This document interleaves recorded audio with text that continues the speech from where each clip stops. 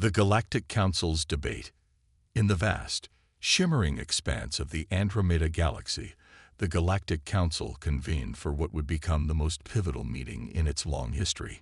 The Grand Chamber, a colossal structure of crystalline spires and swirling energy fields, buzzed with tension as representatives from 1,000 worlds took their places. High Counselor Zixara, a being of pure energy contained within an ornate suit of armor, called the session to order. Her voice, a harmonious blend of tones, reverberated through the chamber. Esteemed colleagues, we face a situation unprecedented in our long history.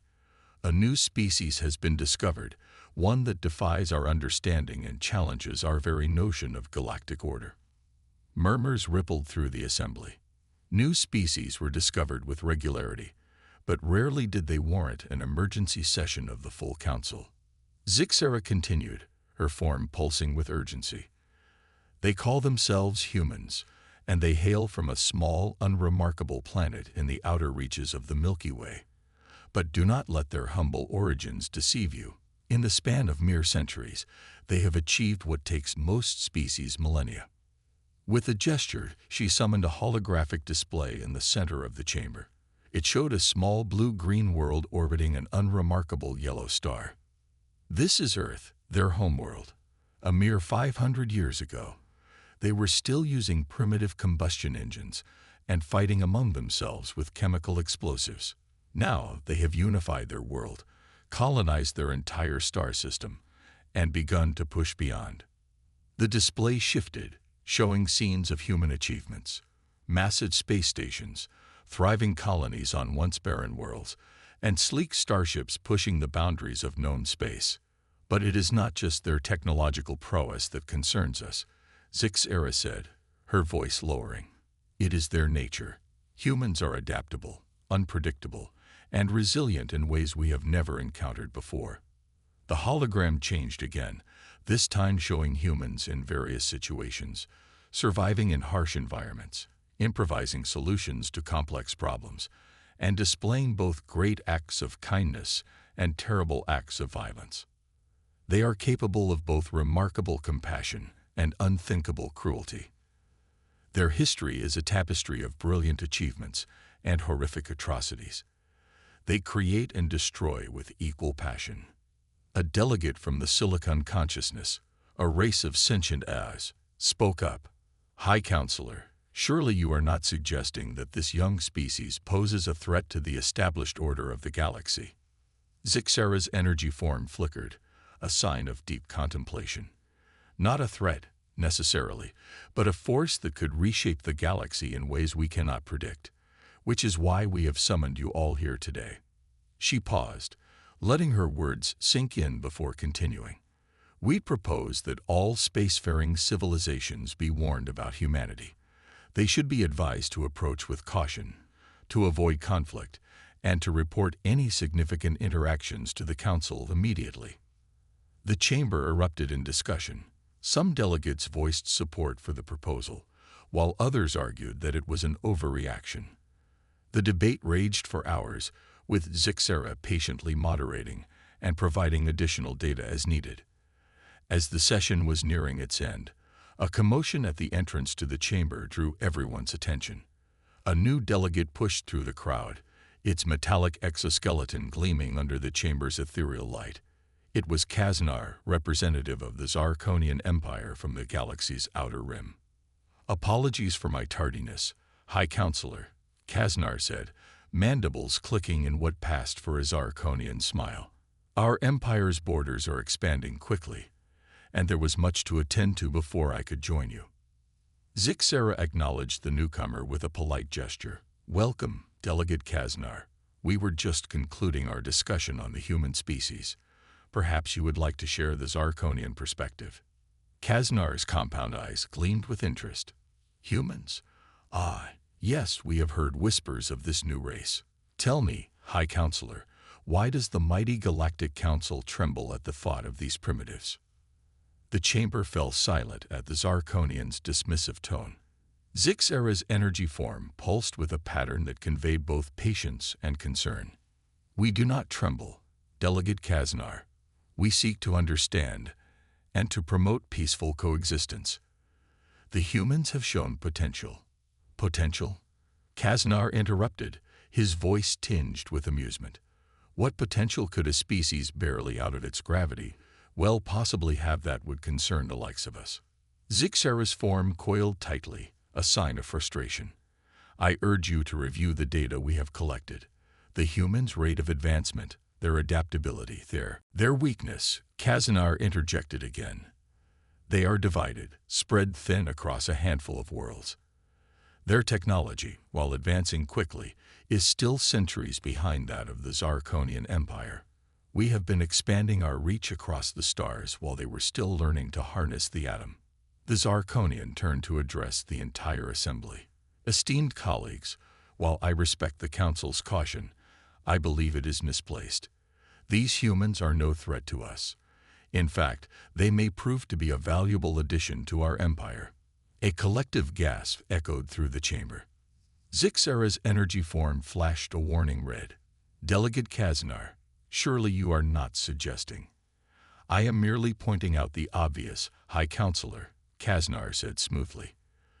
The Zarkonian Empire has brought peace and prosperity to dozens of worlds.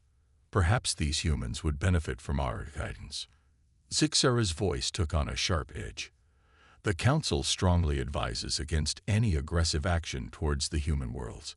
We have seen the consequences of underestimating them. Kaznar's mandibles clicked in what could have been laughter.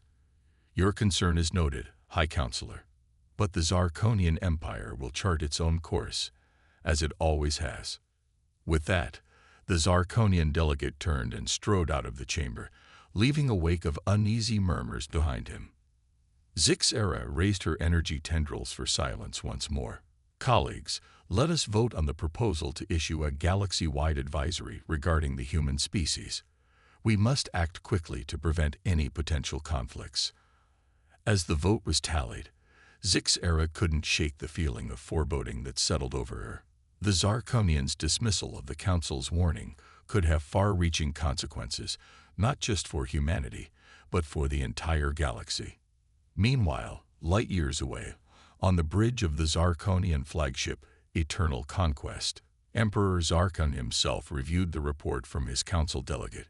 His chitinous faceplates shifted in what passed for a smile among his kind. Humans, he mused, his voice a low rumble. How interesting. Perhaps it's time we paid these newcomers a visit. His claw tapped a series of commands into the ship's console. On the view screen, a star map appeared, with a small, unassuming solar system highlighted.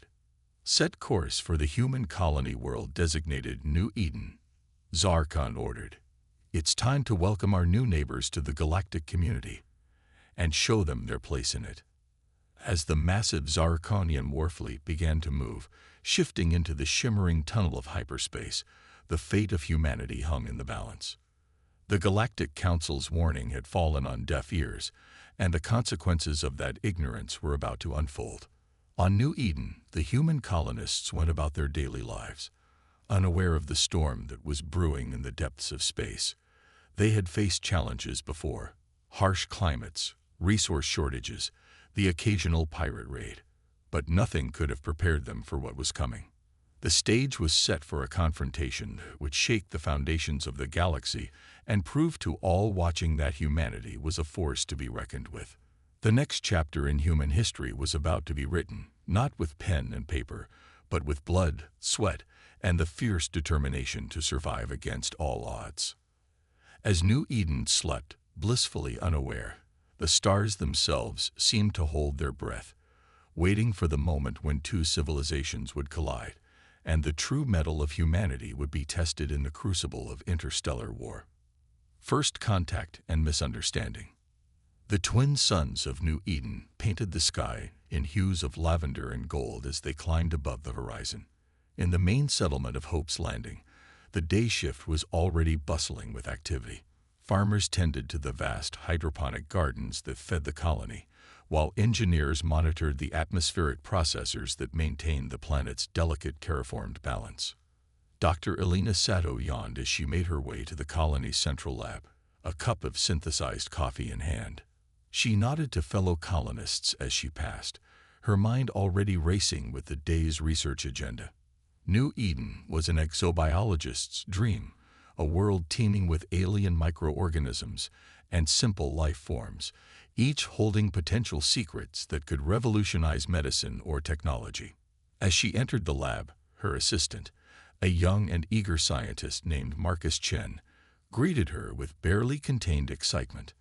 "Dr. Sato, you won't believe what the deep space scanners picked up last night," Marcus said, practically bouncing on his feet. Elena raised an eyebrow. Another rogue comet entering the system. Marcus shook his head, his eyes wide. "No, well, you should see for yourself." He led her to a holographic display where a 3D representation of New Eden's solar system floated. At the edge of the projection, a cluster of red dots was slowly moving inward.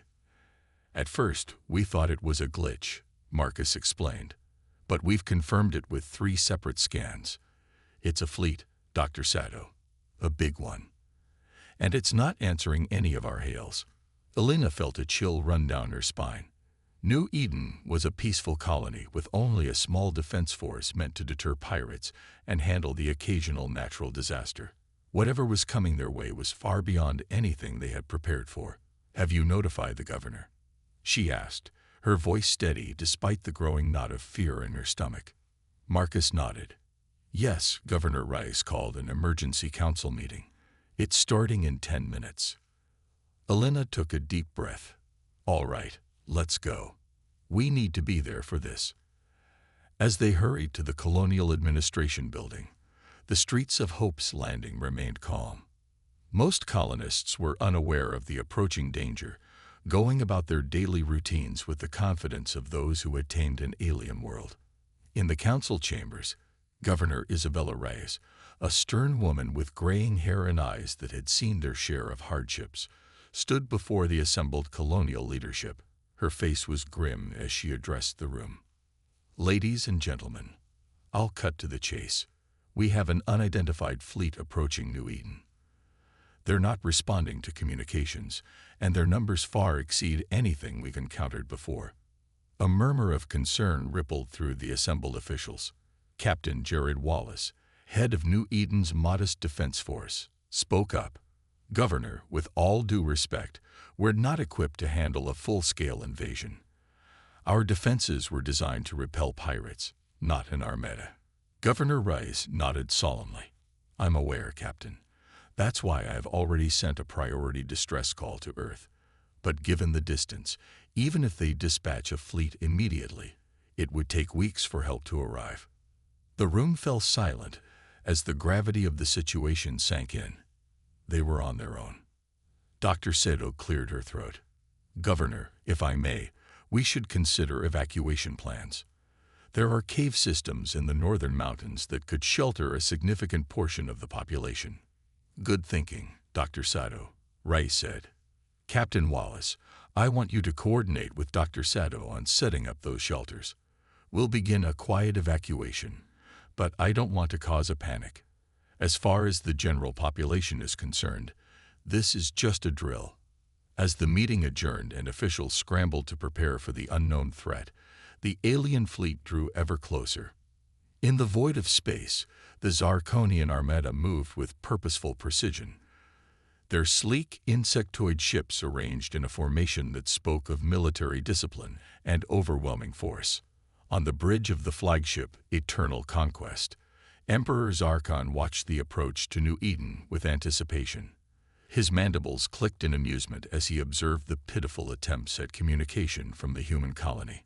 "Such primitive beings," he mused aloud. "They don't even have proper planetary defenses. This will be easier than we thought." His second-in-command, General Vexera, stepped forward. "My Emperor, our scans show that they've detected our approach. They appear to be mobilizing what little defensive capabilities they have." Zarkon's compound eyes gleamed with cruel amusement. "Let them. It will make no difference. Prepare the landing forces. I want boots on the ground within the hour. Show these humans the might of the Zarkonian Empire." Back on New Eden, the colony's defense force scrambled to prepare. Captain Wallace stood in the makeshift command center, watching as his small fleet of interceptors took to the skies.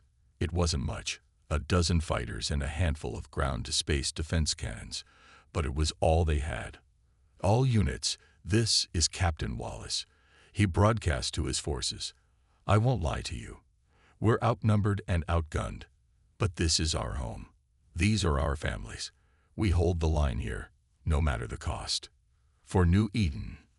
A chorus of determined responses came back over the comm. These weren't hardened soldiers, but colonists who had taken up arms to protect their new home. Farmers, engineers, scientists, all now standing as the last line of defense against an alien invasion. As the Zarkonian ships pierced the atmosphere, the sky lit up with weapons fire. New Eden's interceptors engaged the alien fighters, weaving and dodging in desperate aerial combat. On the ground, defense cannons fired salvo after salvo, their energy beams lancing up into the clouds. For a brief, hopeful moment, it seemed like the colonists might be able to hold their own. Several Zarkonian ships erupted in flames, spiraling down to crash in the wilderness beyond Hope's Landing. But for every alien ship they managed to bring down, 3 more took its place. The Zarkonian landing craft punched through the defensive screen, touching down on the outskirts of the settlement. Ramps slammed down, and waves of insectoid warriors poured out, their chitinous armor gleaming in the alien sunlight. In the Colonial Administration Building, now serving as an emergency bunker, Governor Rice watched the battle unfold on holographic displays. Her face was a mask of determination, but her eyes betrayed the fear she felt for her people. "Dr. Sato, how's the evacuation progressing?" she asked, her voice tense. Belina looked up from her datapad, her face drawn with worry. "We've managed to get about 30% of the population to the cave shelters. But at this rate, we won't be able to evacuate everyone before the aliens reach the city center." Reyes closed her eyes for a moment, steeling herself for the decision she knew she had to make. "We need more time. Captain Wallace, initiate Protocol Omega." Wallace's face paled. "Governor, are you sure? That's a last resort." "I'm aware, Captain," Reyes cut him off. "But we're out of options. We need to buy time for our people to escape and for Earth to send reinforcements." "Do it." Wallace nodded grimly and began inputting a series of commands into his console. Deep beneath the surface of New Eden, hidden reactors hummed to life, channeling power into a weapon that the colonists had prayed they'd never have to use. Outside, the battle raged on. The human defenders fought with a tenacity that surprised even the battle-hardened Zarkonians. Every street, every building became a fortress, every colonist a soldier. But the aliens' superior numbers and technology were slowly but surely pushing them back. Emperor Zarkon, watching the battle from his command ship, grew increasingly frustrated. "This is taking too long," he snarled. "Deploy the planet crackers. Let's show these humans the futility of their resistance." As massive Zarkonian ships moved into position, preparing to unleash devastation on a planetary scale, alarms blared across their sensor arrays. "My Emperor," General Vexera called out, her voice tinged with confusion and a hint of fear. "We're detecting a massive energy buildup from the planet's surface." Before Zarkon could respond, the sky above New Eden erupted in a dazzling display of light and energy. A shimmering dome of translucent force expanded outward from the colony, growing to encompass the entire settlement and a significant portion of the surrounding area. The Zarkonian ships caught within the dome's expansion simply vanished, their matter converted to energy in an instant. Those outside found their weapons and energy projectors suddenly useless, the dome absorbing and dispersing their attacks harmlessly. Inside the Colonial Administration Building, Governor Rice watched in awe as the planetary defense shield, a prototype technology that they had been developing in secret, sprang to life. It wasn't supposed to be ready yet, and powering it had likely burned out most of the colony's energy infrastructure. But it worked. "My God," she breathed. "It actually worked." Dr. Seto stared at the readings on her datavat, her scientific mind racing to comprehend what she was seeing. Governor, this changes everything. The shield, it's not just defensive. It's reconfiguring the very fabric of space-time within its boundaries. The Zarkonians can't touch us, but more importantly, I think we can use this to call for help. As the implications of Dr. Seto's words sank in, a new spark of hope ignited among the beleaguered defenders of New Eden. They had survived the initial onslaught, against all odds. Now they just had to hold out long enough for humanity to rally its forces and come to their aid.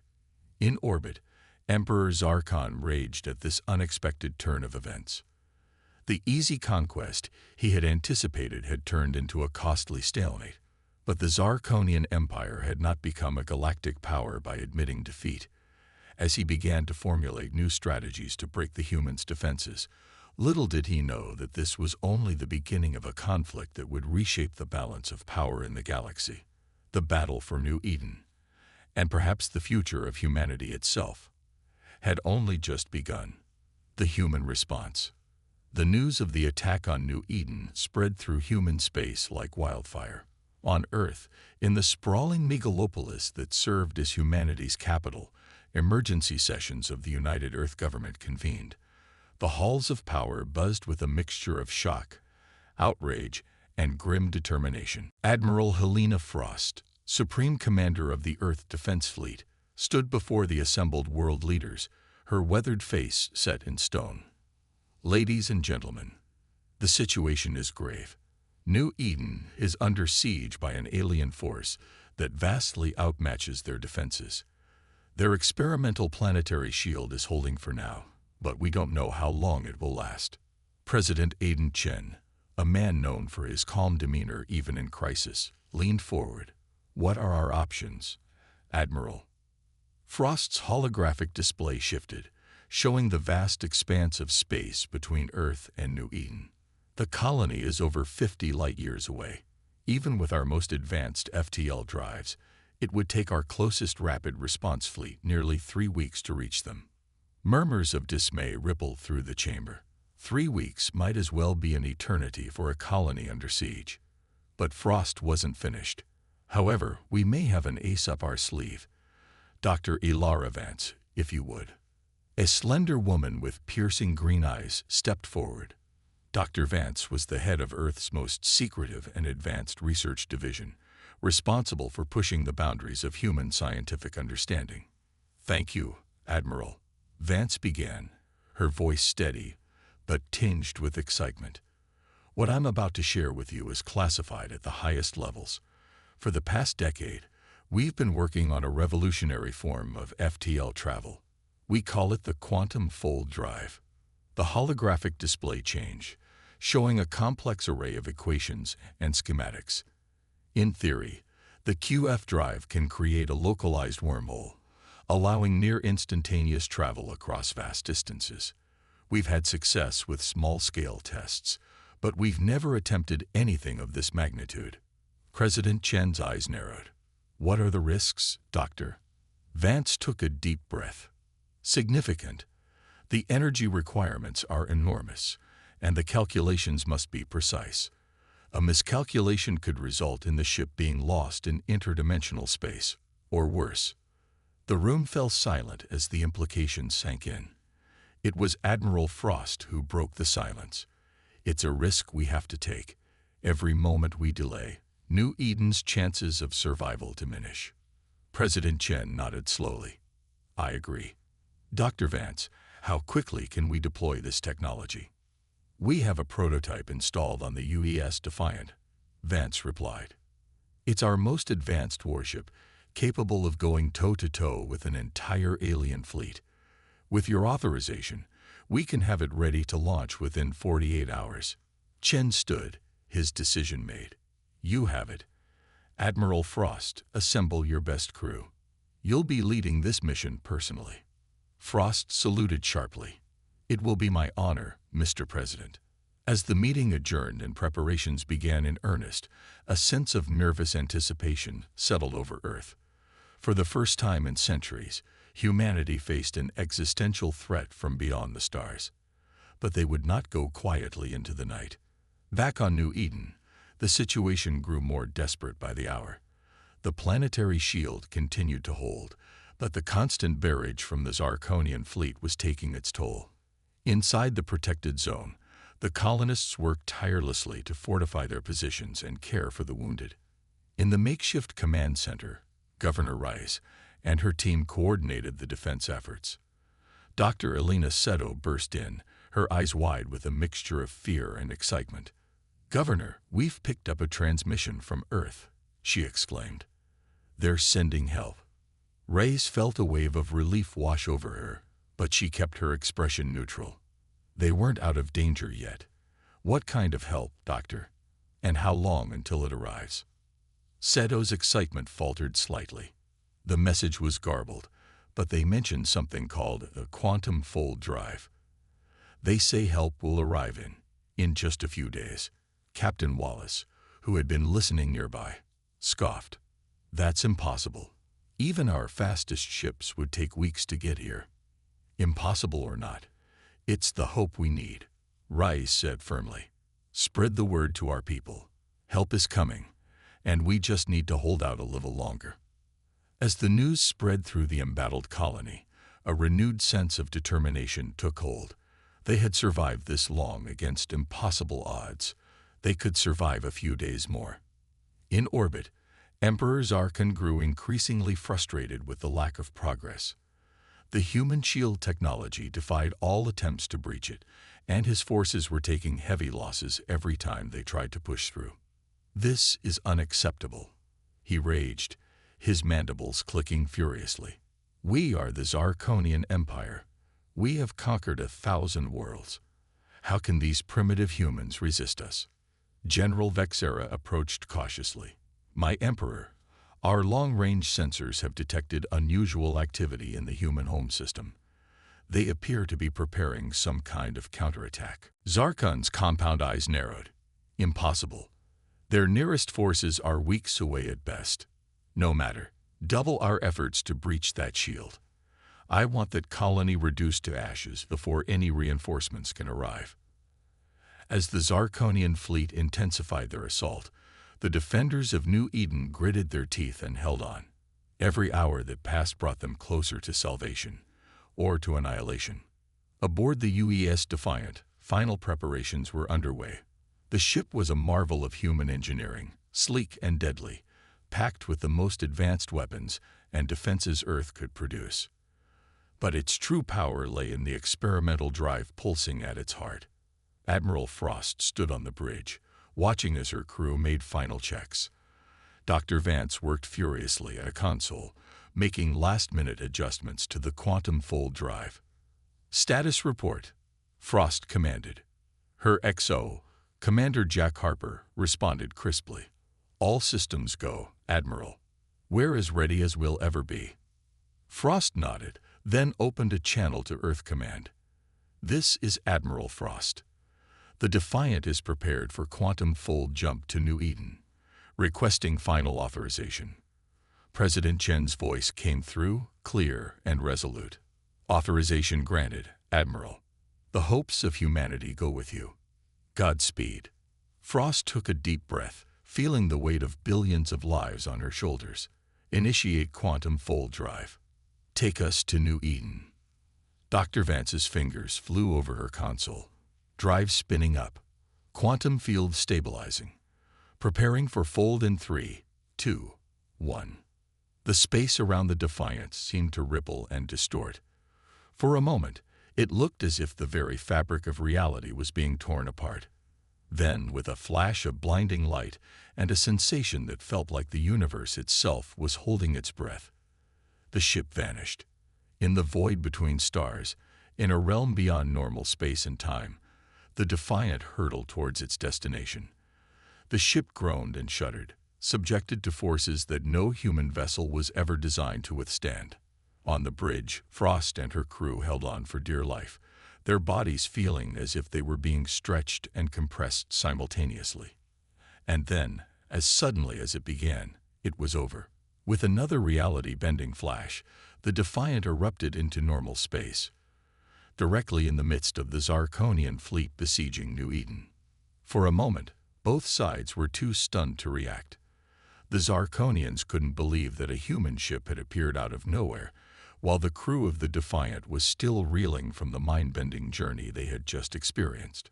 Admiral Frost was the first to recover. Battle stations. All weapons, fire at will.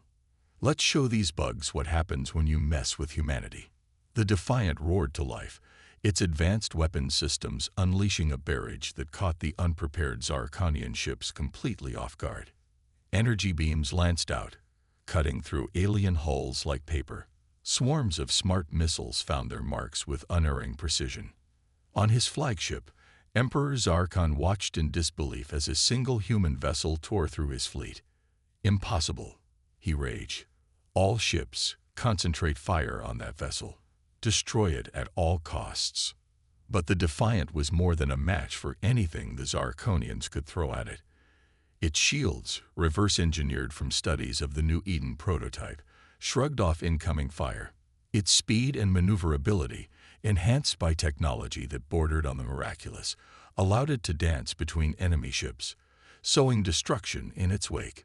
On the planet's surface, the colonists of New Eden watched the space battle with awe and renewed hope.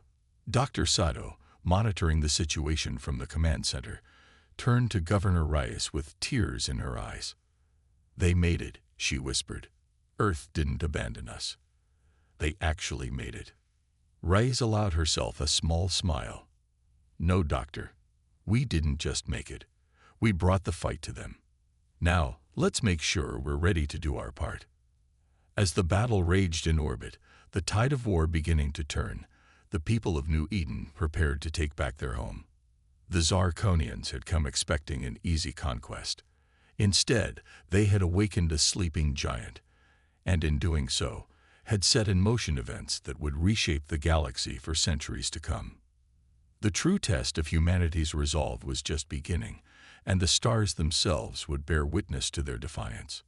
Unexpected allies and turning tides. As the battle for New Eden raged in both space and on the planet's surface, ripples of the conflict spread across the galaxy. The Galactic Council, which had dismissed the warnings about humanity's potential, now found itself facing a crisis that threatened to upset the delicate balance of power it had maintained for millennia. In the Grand Chamber, High Counselor Zix Era called an emergency session. Representatives from hundreds of worlds materialized in their designated spaces, their forms ranging from energy beings to silicon-based life forms to creatures that defied easy classification. "Esteemed colleagues," Zix Era began, her energy form pulsing with urgency, "the situation we feared has come to pass. The Zarkonian Empire has engaged in unprovoked aggression against the human colony of New Eden." Murmurs of concern rippled through the assembly. A representative from the Altarian Conclave, a race of hyper-intelligent gas clouds, spoke up. "High Counselor, how do the humans fare against the might of the Zarkonian fleet?" Zixara's form shimmered, projecting a holographic display of the battle. "Against all odds, they resist. Their colony shield technology has proven remarkably effective, and they have managed to bring reinforcements through means we do not yet understand." The delegates watched in awe as the recording showed the UES Defiant materializing in the heart of the Zarkonian fleet, unleashing devastation with weapons beyond their comprehension. By the cosmic winds, the Altarian representative gasped, "How is this possible? Their level of technology far exceeds our estimates." Zixara's voice was grim. "It appears we have greatly underestimated the humans' capabilities and their resolve. The question now is, what action will the Council take?"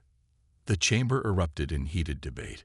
Some argued for immediate intervention to stop the conflict, while others insisted on maintaining the Council's traditional neutrality. A few voices even suggested aligning with the Zarkonians to contain the human threat. Amidst the chaos, a new voice cut through the din. "Perhaps it is time we considered a different approach." All eyes turned to the source. Ambassador Lyra of the Elysian Collective, a race known for their wisdom and foresight. The Elysians had long been respected as mediators and peacekeepers in galactic affairs. Lyra continued, her melodious voice carrying easily through the chamber. We have watched from afar as humanity has grown and evolved at an unprecedented rate. Yes, they are unpredictable and potentially dangerous, but they are also innovative, adaptable, and fiercely protective of their own. Instead of fearing them or seeking to contain them, perhaps we should extend a hand in friendship. Shocked whispers rippled through the assembly. Zixara's energy form pulsed with interest. You propose an alliance with humanity, Ambassador Lyra. I propose that we give them a chance, Lyra replied. The Zarkonian Empire has long been a destabilizing force in the galaxy. If the humans can stand against them, they may be the allies we need to bring lasting peace to our stars. As the Council debated this radical proposal, events on New Eden were reaching a crescendo. In orbit, the UES Defiant continued its relentless assault on the Zarkonian fleet. Admiral Frost stood on the bridge, her face set in grim determination as she coordinated the attack. Status report, she barked. Commander Harper responded quickly. We've destroyed or disabled approximately 40% of the enemy fleet, Admiral. But our shields are down to 30%, and the quantum fold drive is offline. We won't be making another jump anytime soon. Frost nodded. They had known this would be a one-way trip. What about the colony? The planetary shield is holding, but it's weakening. If we can't eliminate the remaining Zarkonian ships soon, they'll break through. Frost's mind raced, considering their options. They had inflicted severe damage on the enemy, but it wasn't enough. They needed something to tip the scales decisively in their favor. Suddenly, alarms blared across the bridge. Multiple hyperspace signatures detected. The sensor officer called out, "Large fleet incoming." Frost's heart sank. If these were Zarkonian reinforcements, the battle was as good as lost. On screen, she ordered, steeling herself for the worst. The main view screen lit up, showing a tear in the fabric of spacetime. But what emerged was unlike anything they had seen before. Sleek, organic-looking ships poured out of the rift, their hulls shimmering with an otherworldly energy. "Unknown fleet is hailing us," the comms officer reported, surprise evident in his voice. "Put them through," Frost commanded, wondering what new twist fate had in store for them.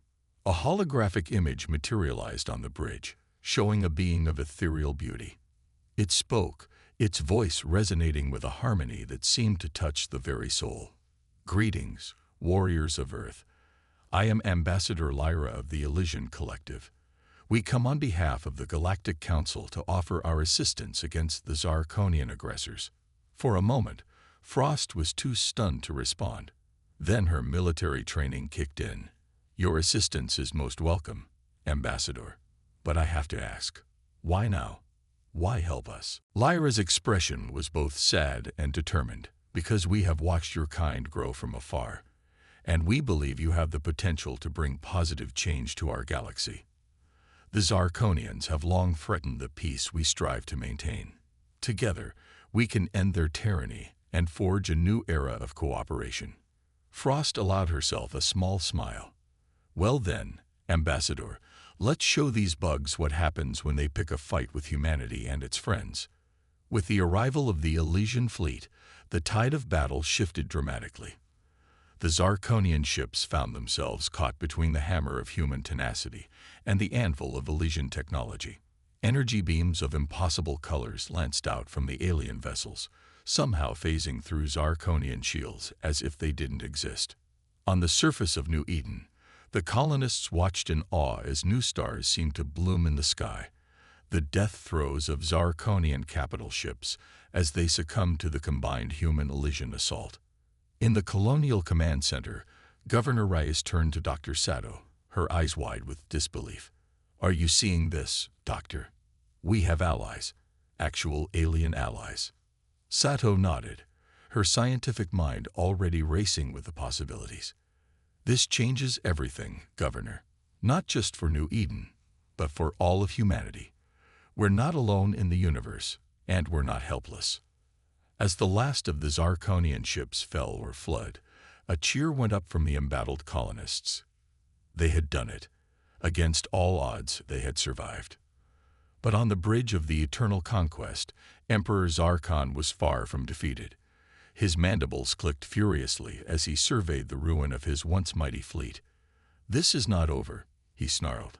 "The Zarkonian Empire will not be humbled by primitives and meddling pacifists. Prepare my personal guard. We end this on the ground."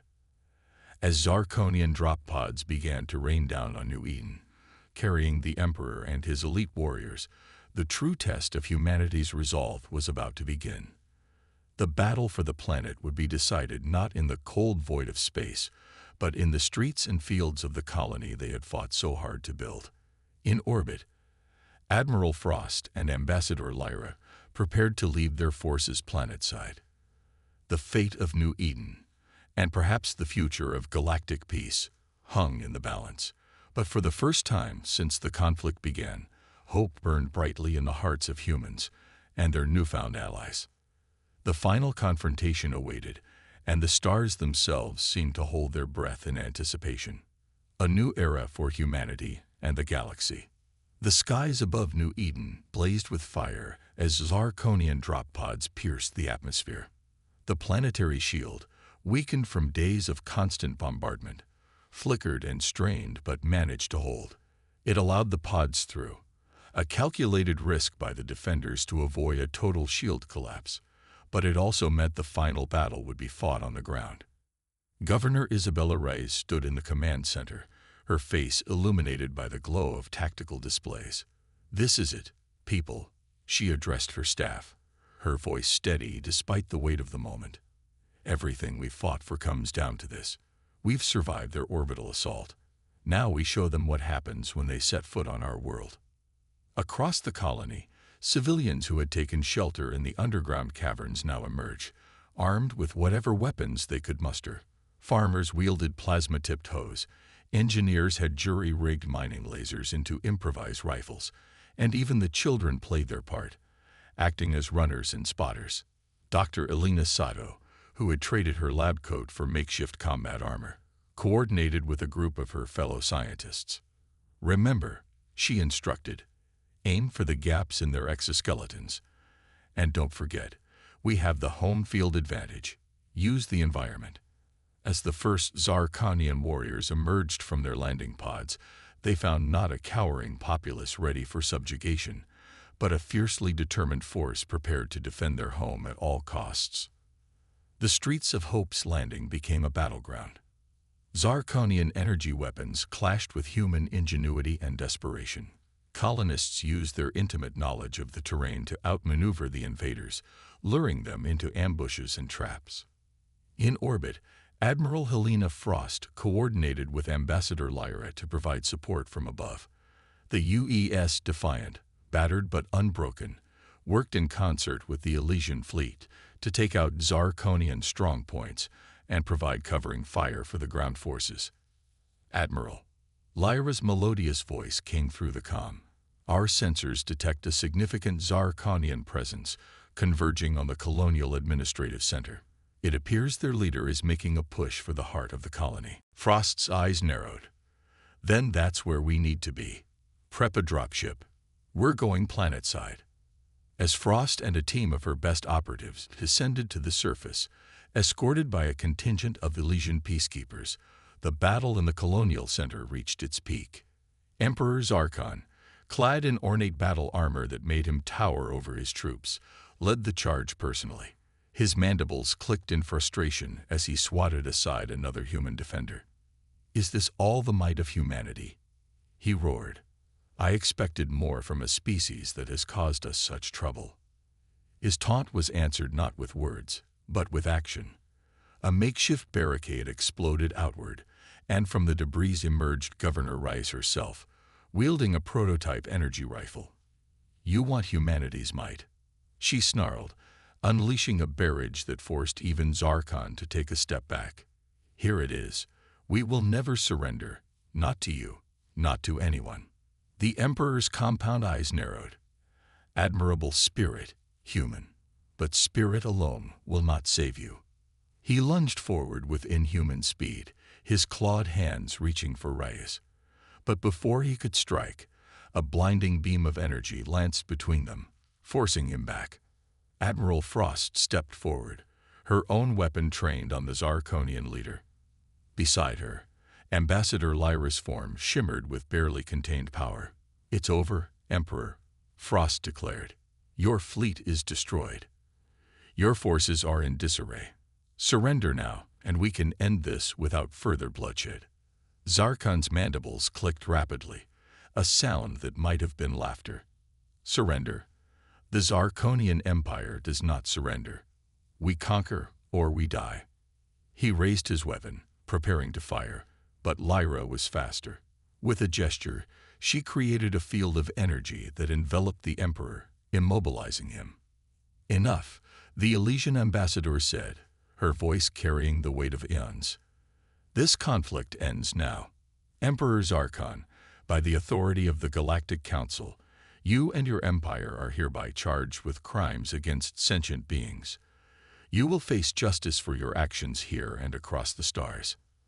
As the remaining Zarkonian forces, seeing their leader captured, began to lay down their arms, a ripple of disbelief followed by jubilation spread through the human defenders. They had done it. They had faced the greatest threat humanity had ever known, and they had emerged victorious. In the days that followed, as the people of New Eden began the process of rebuilding, ships arrived from Earth carrying reinforcements, supplies, and a delegation of humanity's leaders. The Galactic Council, too, sent representatives to witness the formal surrender of the Zarkonian forces and to extend an official invitation to humanity to join the interstellar community. 1 month after the battle, a ceremony was held in the newly reconstructed Central Plaza of Hope's Landing. Governor Reyes, Admiral Frost, Dr. Sado, and representatives from Earth stood alongside Ambassador Lyra and delegates from a dozen alien races. President Chen, who had made the journey from Earth himself, addressed the assembled crowd. A mix of humans and aliens, their differences overshadowed by their shared experience. "Today we stand at the dawn of a new era," he began, his voice carrying across the plaza and being broadcast across human space and to countless alien worlds. "An era where humanity takes its place among the stars, not as conquerors, not as the conquered, but as partners in a grand cosmic community." He turned to Ambassador Lyra. "We are deeply grateful for the aid of the Elysian Collective and the Galactic Council. Your intervention turned the tide of battle, but more than that, it showed us that we are not alone in our desire for peace and cooperation." Lyra inclined her head gracefully. "The courage and resilience shown by the people of New Eden have proven to the galaxy that humanity is ready for the challenges and responsibilities of joining our interstellar alliance. We look forward to learning from you as much as we hope you will learn from us." As the ceremony continued with treaties signed and promises of technological and cultural exchange made, Dr. Elena Sado found herself standing next to a young Elysian scientist. The alien's eyes, swirling with colors Sado couldn't even name, radiated curiosity.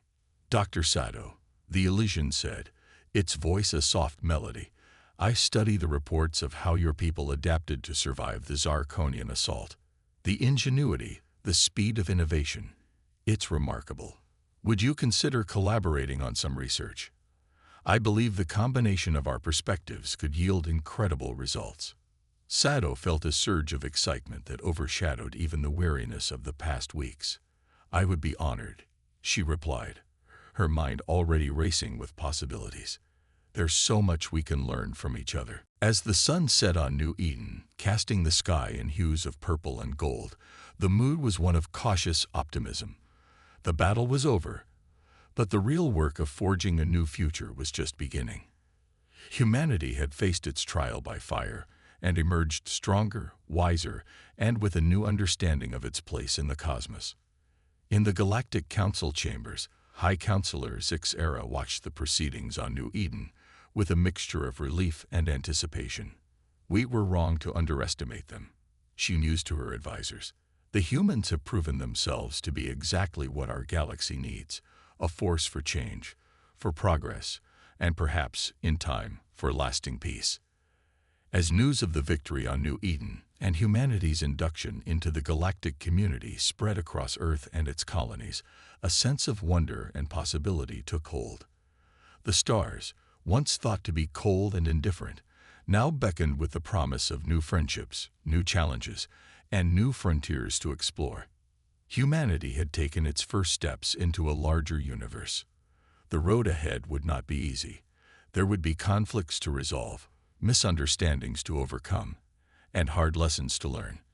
But they would face these challenges not alone, but as part of a cosmic tapestry of intelligent life, each thread unique, but woven together into something greater than the sum of its parts. As the first human ambassadors prepared to take their seats in the Galactic Council, as joint human-alien scientific missions embarked on voyages of discovery, as the people of New Eden and 1,000 other worlds looked to the stars with new eyes, one thing became clear. The warning about humanity that the Galactic Council had ignored had not been a warning of a threat, but of a potential ally. In ignoring it, they had nearly missed out on a partnership that would reshape the galaxy for millennia to come. The dawn of a new age had arrived, and humanity was ready to meet it head-on, with open minds, brave hearts, and the indomitable spirit that had seen them through their darkest hour. The universe would never be the same again, and that perhaps was the greatest victory of all.